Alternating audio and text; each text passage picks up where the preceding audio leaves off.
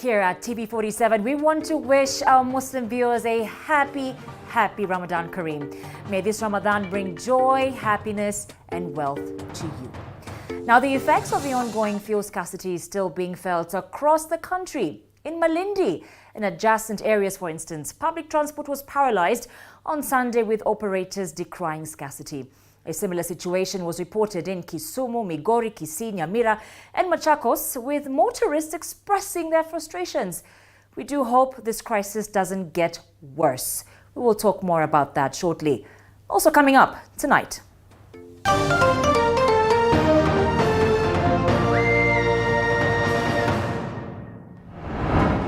Police grilled 3 politicians from the North Rift to shed light on the disquieting attack on ODM leader Raila Odinga last Friday in Soy constituency. The incident, we still say that it was a very unfortunate incident, and it should not happen to anyone. It should not happen anywhere. ODM leader Raila Odinga calls for peace during the campaign period, hours after he met hostility in Uasin Gishu County. Tutahakikisha kwamba amani iko baina ya Turkana na ya Pokot na Marakwet na Tugen na hata Wasamburu. And on our special feature tonight, we highlight the efforts that the automotive industry is taking to combat harmful effects of climate change. The matatu industry will be much more sustainable, and many operators will be able to go home with much more than they used to before.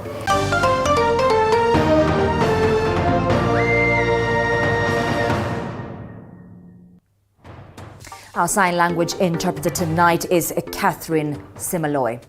Now, President Uhuru Kenyatta is urging politicians to ensure they are ambassadors of peace, regardless of their political affiliation, even as they go about campaigning across the country.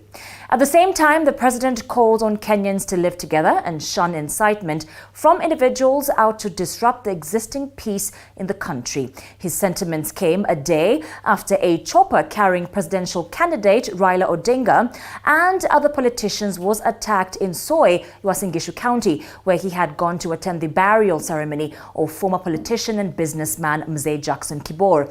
Uhuru was speaking from Africa Inland Church Pipeline in Nairobi, where he had gone to officially open a new tuition block of the AIC Pipeline Academy. Currently, the complex has a pupil population of 800, and upon completion, it will have a capacity of 1,400 learners.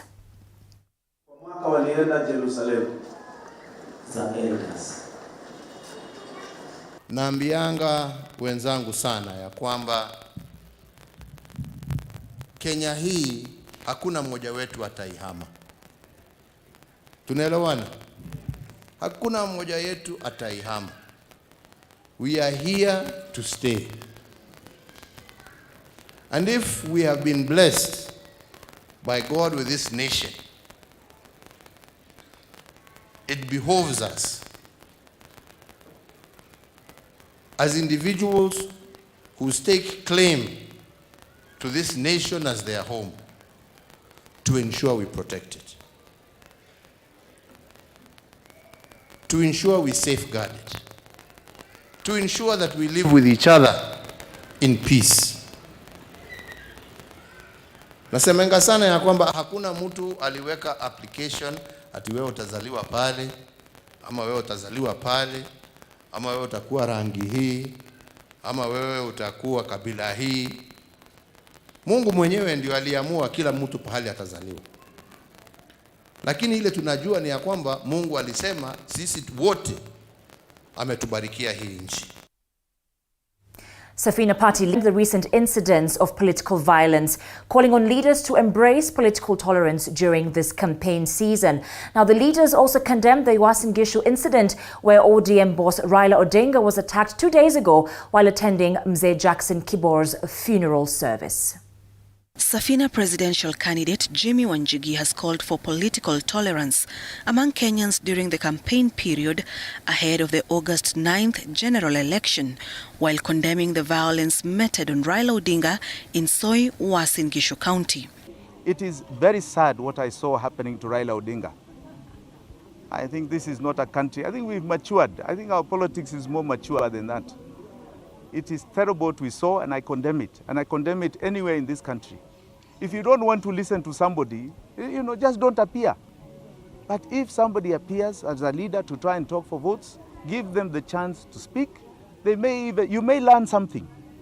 So I abhor political intolerance, and I condemn the incidences that have happened. Speaking at Kutu's AIPCA Church, Kirinyaga, Wanjigi has advised Kenyans not to attend political rallies of candidates they do not like, as opposed to attending to cause violence. I myself have been a victim. Up until very recently, I was in ODM, the first party I joined. And ODM showed me at Kasarani that political. Nasemenga sana ya kwamba hakuna mtu aliweka application ati wewe utazaliwa pale, ama wewe utazaliwa pale, ama wewe utakuwa rangi hii, ama wewe utakuwa kabila hii.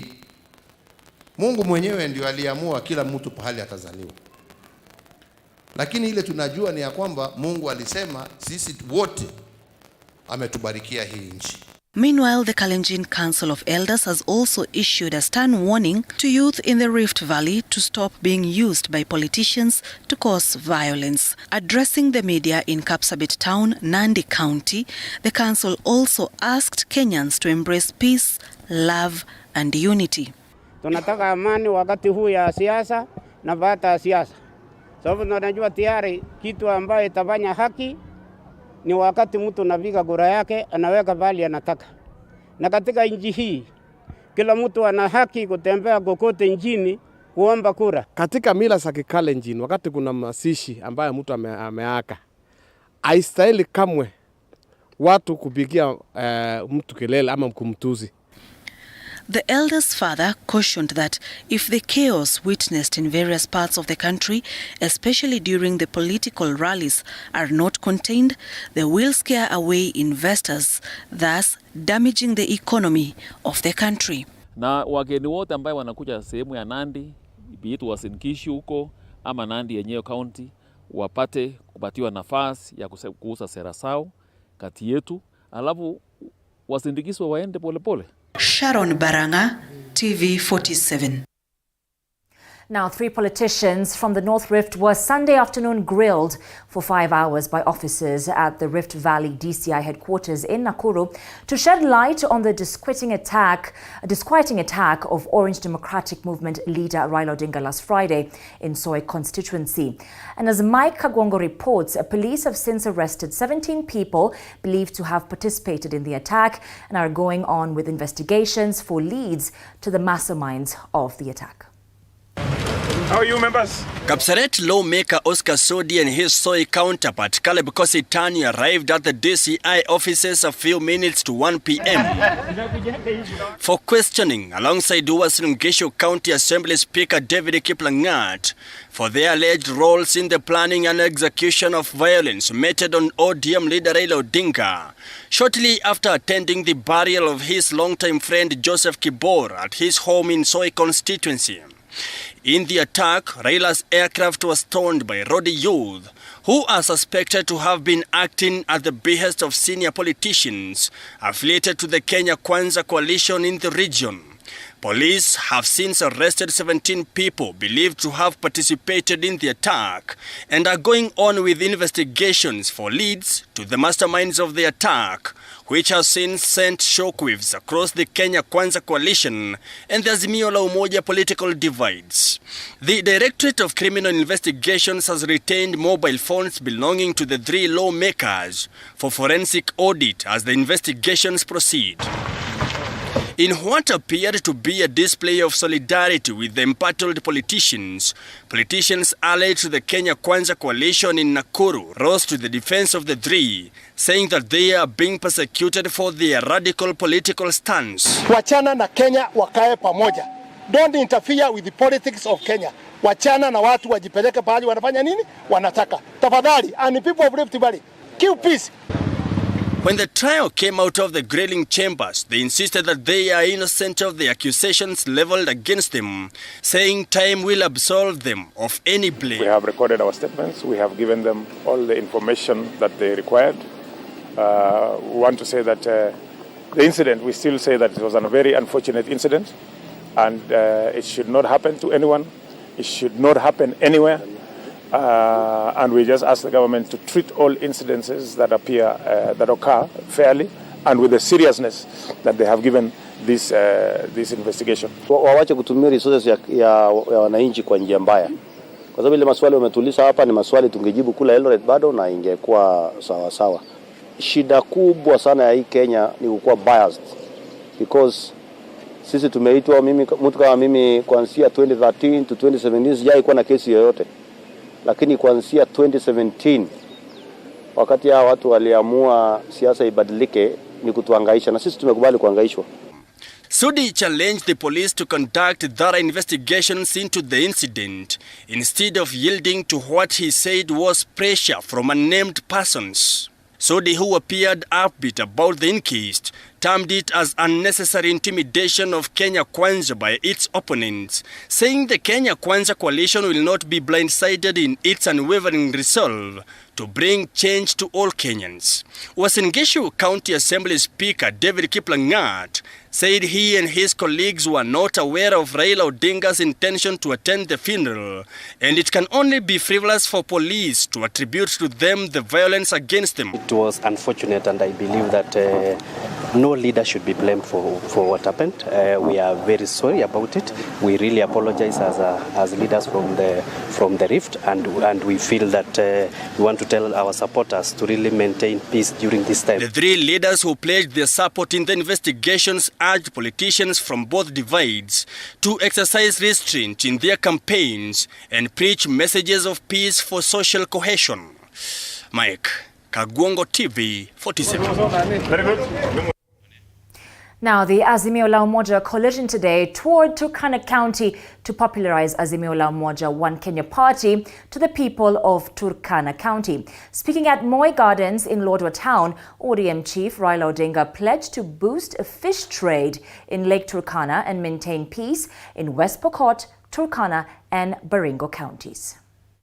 ODM boss Raila Odinga today took his Azimio bid to Turkana County to popularize his initiative and woo Turkana residents in a bid to garner the most votes come August 9th.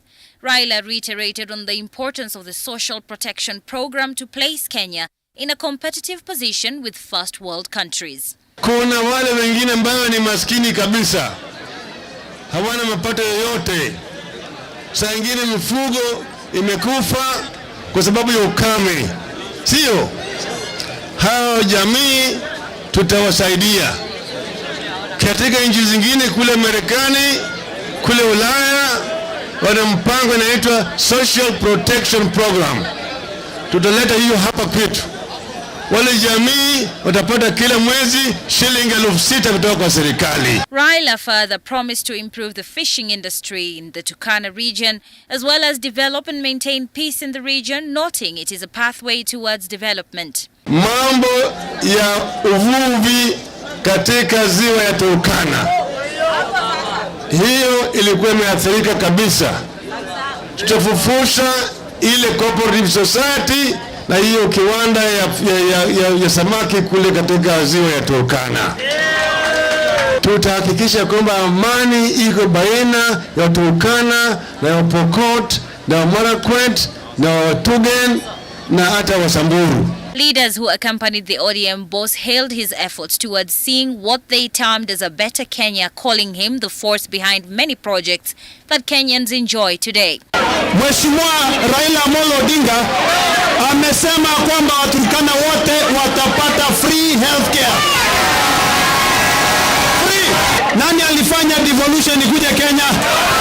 Si Raila. Na sasa Waturkana wako Kenya. Wakati baba alikuwa pamoja na Kibaki walisema kutakuwa na free primary education. Ilikuwa ama haikuwa? Baba akasema tutakuwa na ugatuzi ambayo ni devolution. Ilikuwa ama haikuwa? Baba akasema tutakuwa na new constitution. Ilikuwa ama haikuwa? Tomorrow, the Union Resolution Squad is expected to further their campaigns in Lokichogio and Kakuma sub-counties of Turkana West and Turkana North. Mariam Wacharo, TV 47. Agriculture Cabinet Secretary Peter Munya has urged the Mount Kenya region voters to make their choice of selecting the next president wisely, saying the people of Mount Kenya are being confused by what he called politics of division. Now, speaking in Kiambu County, Munya said his ministry through President Uhuru Kenyatta has made tremendous reforms in tea and coffee farming, and therefore, as the president retires, the country needs leaders who will implement the policies underlined in the sector. Tumeweza kufika na tukakuta yale mambo yako, kwa hiyo nini itasimamiwa vizuri, one kwa mikono hapo. Naona yale mambo tunajaribu kutatua saa hii, mengi yaliharibiwa wakati gani? Yaliharibiwa wakati wa Moi,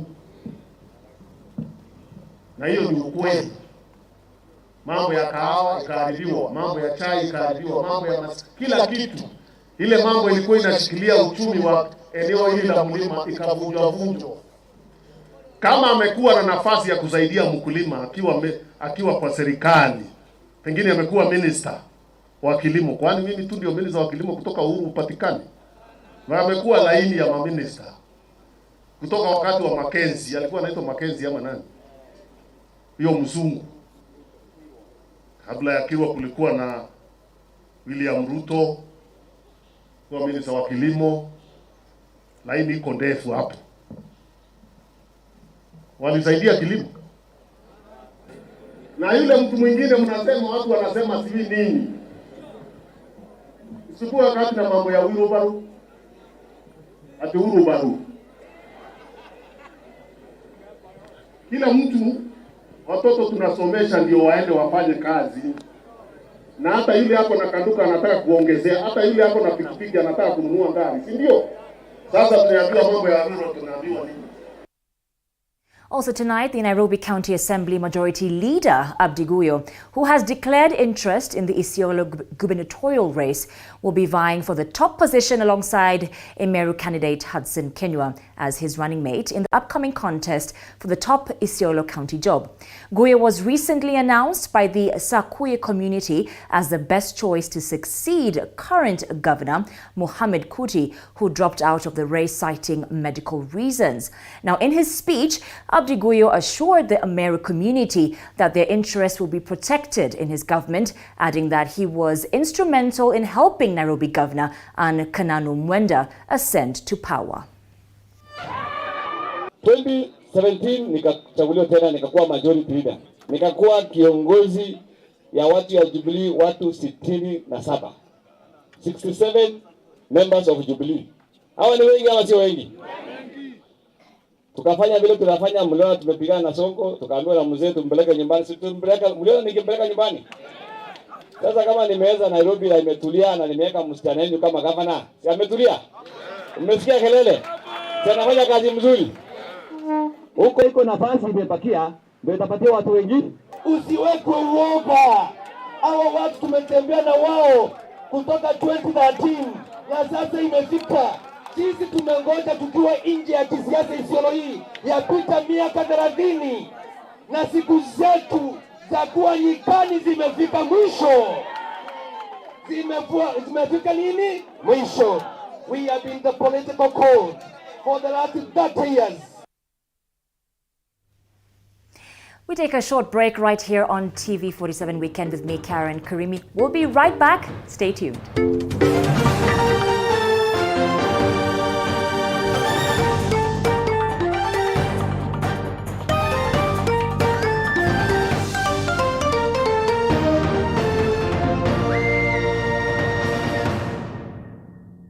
You are watching TV47.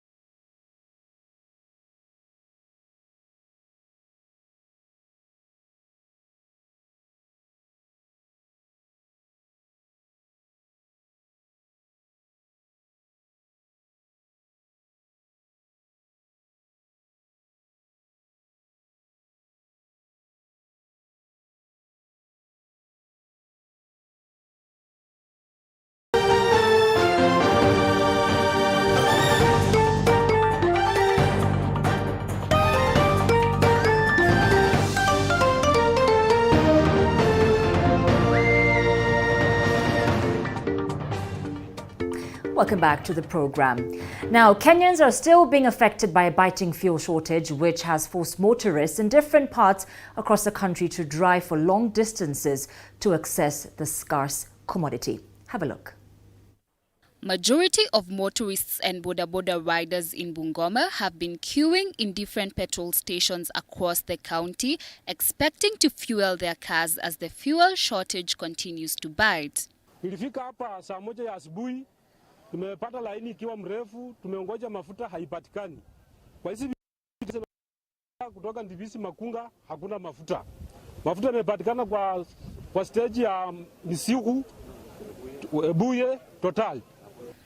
In Kisumu, motorists driving from as far as Kericho and Kakamega counties have pitched tent at the Shell petrol station in Kisumu while lamenting about shortage and how they are not allowed to purchase fuel for more than 500 shillings.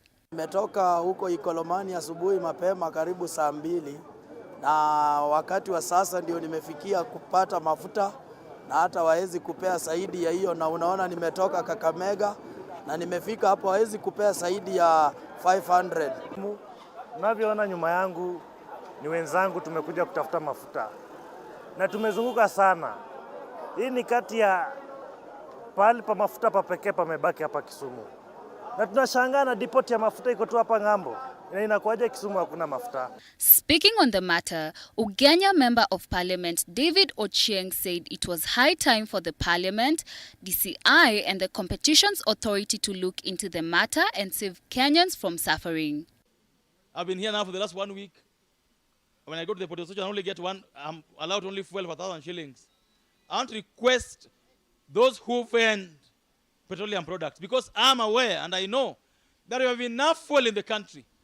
We have enough kerosene, we have enough petrol, we have enough diesel in the country. But some people, some cartels have sat somewhere and have decided that they're going to cause a difficult shortage of petroleum products in the country.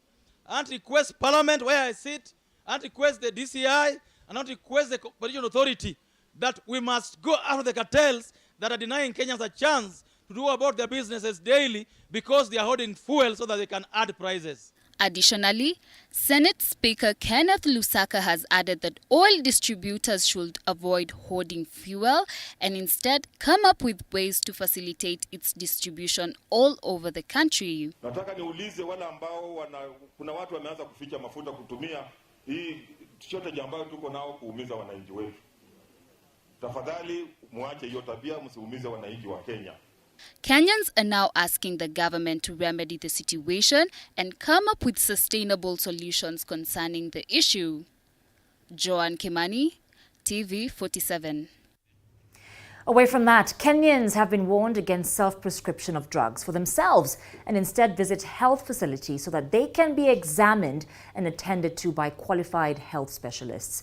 Self-prescription of drugs is said to cause resistance to medication, as our reporter Boniface Baraza reports. These are hundreds of locals who turned up for a free medical camp held at Tulwet Health Center in Kiminini constituency, Trans Nzoia County, an exercise that revealed the majority of locals have a habit of prescribing drugs for themselves. Unaweza ukua kumbe uko na typhoid, na kwa vile wewe unasikia joto unaenda tu unasema mimi naugua malaria, na unaingia kwa duka unasema nipe dawa ya malaria, kumbe hauugui malaria. Unapewa kama paracetamol, Piriton, hiyo ya bei rahisi.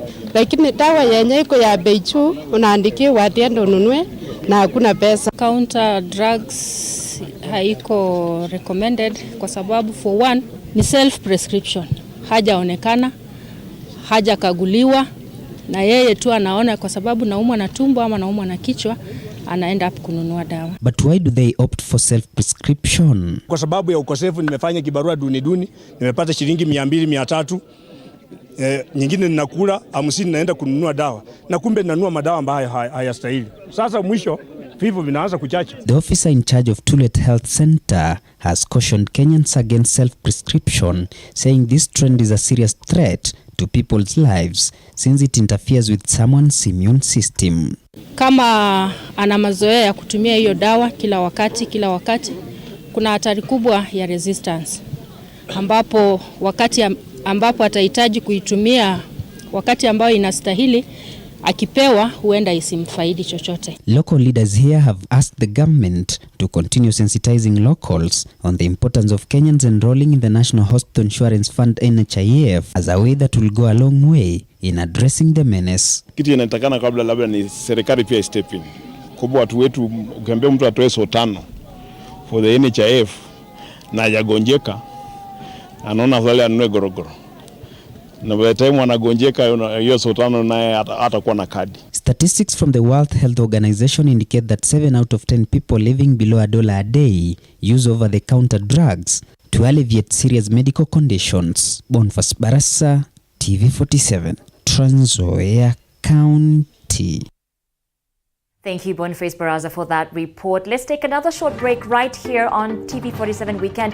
You can interact with us on all our social media platforms on Facebook, Instagram, and Twitter at TV47 Kenya. My Twitter handle is at Karimi_Karen.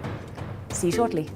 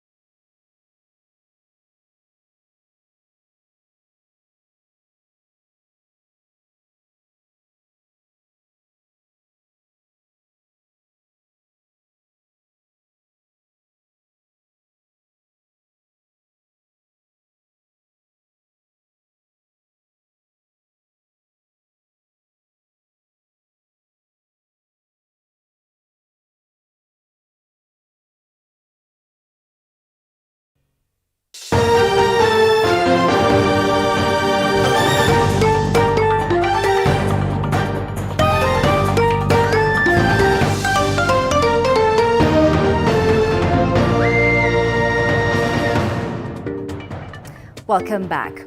Now, even as the fuel shortage crisis continues to spread across many parts of the country, zero-emission vehicles, also known as electric vehicles, are gaining popularity in the transport sector. Now, slowly creating a unique imprint in the safari, taxi, two-wheeler, and public transport spaces simultaneously. Now, could they be the long-term solution to the current fuel crisis? This is electricity on wheels. Take a look. Let's put the charger into the charging system. Zero-emission vehicles, commonly known as electric vehicles, are not a foreign concept in the Kenyan market. Although fairly new, the combustion-free vehicles are slowly penetrating the transport sector, promising to be the future of sustainable public and private transport solution.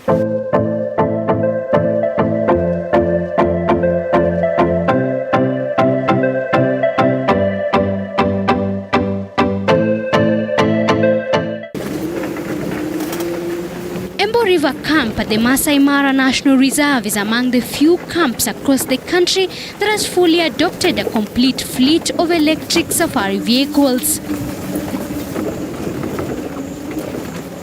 William Ole Sentiani, one of the Ecologist's co-founder, tells me the move to transform their diesel Land Cruisers to electric safari vehicles came from their desire to not only revolutionize safari experience, but also to conserve the environment. We wanted to have a car that is silent, a car that you could be able to approach the animals without making noise. And also we wanted to cut away the fume, the CO2 that vehicles create. And we looked into how are we going to do with that, and the old car that we have, which is a 79 Land Cruiser model. According to him, an electric car model showcased in a UN conference and broadcasted on TV inspired their current model. We saw the car in Nairobi. There was this UN meeting where they took the car for showcasing, what they converted and what they were doing to the UN.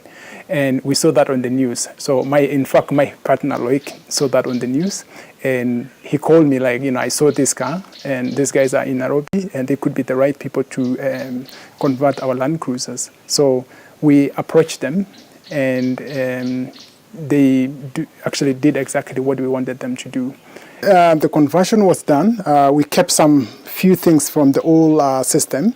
And one of the things that we kept was the radiator, the 12-volt system. The transformation that takes about 10 to 14 days gives new life to old diesel vehicles by replacing the normal car engines with electric motors. So over here, this is where the engine was. And the engine had been taken away and is being compensated with the electrical system.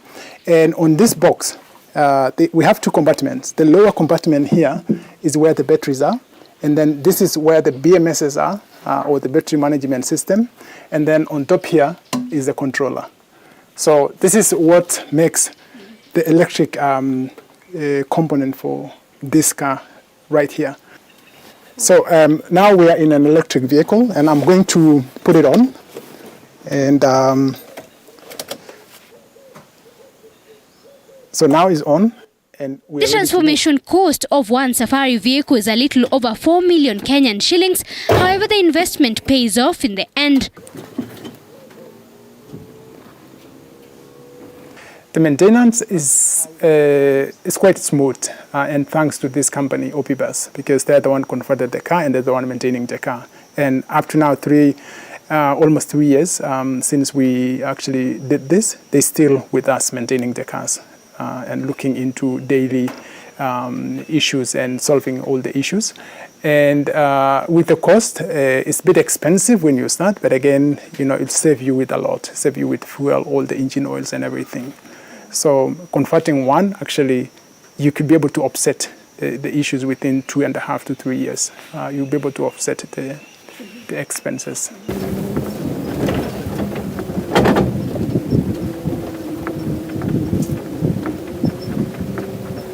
Apart from saving heavily on fuel, many camps in Kenya are now choosing to go electric because of the silent safari experience that comes with the use of electric vehicles. In the wild and with animals, the sound is being associated with aggressiveness in most cases. Either you are not happy or you're trying to find someone lost, or you are a member of the group is lost. So like a lion roar is always keep off, this is my territory, or where are you, as part of the family members. When you make a sound with the car, that sound always be interpreted differently by the animals. They interpret as aggressiveness. So either I run or I face the sound. So with a number of time, you go there, you switch off the car. By the time you start again to move, an animal will be startled. They will look at the car or they will run away. And this is because that sound is associated with something else. And also with you as well, as a human being. Any sound, any excess sound always scares you. So this is exactly what the differences are between the electric and an electric vehicle. With an electric vehicle, you will be moving. There's no sound. They see you moving. absolutely no sound to scare anyone. So with that, they actually give the animals calmness. They will be calm. The animals will be not having any issue with you being there and with you leaving. This is our cardboard charger. It's one of our fast charging system. The electric mobility company installs charging system for their clients at strategic locations as the charging points remain the biggest challenge in electric car adoption in the country. 3 to 4 hours to start or to fill up from 0 to 100. And to charge it, you just unplug this, and then you just put the charger into the charging system. And that is it. Now you can hear the fans, the charging fans started. That's 98% charge now, and if you scroll, this will see the map where the car is, and if you scroll back this way, you'll be able to see the cells and how the cells were balanced. So with this, you'll be able to see all the cells that are in the car. And when I said cell, these are the small batteries that powers the car. They are lithium iron phosphate batteries, and these are very powerful small cells. At the OPBus workshop in Nairobi, the plans to create a combustion-free transport sector is well on course. The electric mobility company that has already transformed electric safari vehicles for over 15 camps in Kenya has also delved into electric motorcycles and a 51-seater electric bus in a pilot program. Although the bus is yet to be tested commercially, it is a first of its kind in the public transport sector, even as more and more players announce their stake in the electric public transport sector. So imagine an operator earning twice the amount of money that they were earning in a day. So you're earning 1,000 bob on a normal combustion vehicle. You go to electric and you're earning 2,000 shillings. It will definitely trickle down. The matatu industry will be much more sustainable, and many operators will be able to go home with much more than they used to before. The same with matatu operators, boda operators. Once you're talking about increasing the money that you're earning to twice, that means a better livelihood. That means better living conditions. That means you'll be able to live in a much better place. You'll be able to afford basic things in your life. So it becomes that, yes, the moment we move more towards more efficient and sustainable solutions, the more people will benefit and earn from. However, the biggest challenge to electric vehicle use in Kenya remains to be accessibility to electric vehicle charging points. The same convenience that combustion engines have with petrol stations is the same convenience that we are also pushing for with charging infrastructure. We've made a lot of progress in terms of our charging. We've come up with the new DC fast chargers that are able to charge a bus in 2 to 3 hours, which is a massive improvement. And so far we have so many permits. We have permits to operate on Thika Road, to start setting up charging infrastructure and things like that. And slowly, as more players come into the market, the more people will be able to have the same way with petrol stations. We talk about Total, Shell, all of these players in the market have created a market where it's convenient for a driver to always know they can get a petrol station nearby. And it's the same with what we are doing. The more players come into the market, the more likely it is that we'll create a charging infrastructure that can suit everyone. In 2021, Kenya Power and Lighting Company announced plans to install electric vehicle charging points along major highways and malls across the country. The multi-billion project that aims to build a network of public electric vehicle charging points will play a big part in overcoming one of the biggest hurdles in the use of electric vehicles in the country. The electricity distributor joins Kenya Electricity Generating Company, KenGen, which also announced its plans to invest in electric car charging system. The two giants hope to milk on the car charging points as a lucrative new stream of income.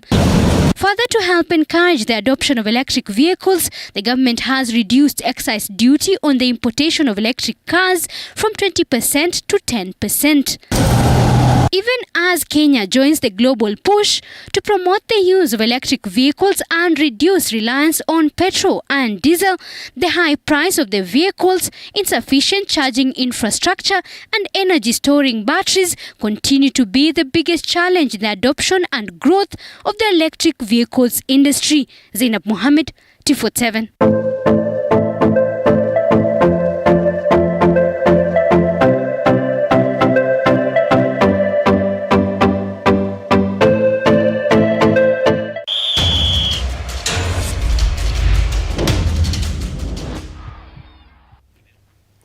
Now over to the world of sport, and the Kenya National Rally Championship leader Karan Patel was earlier today crowned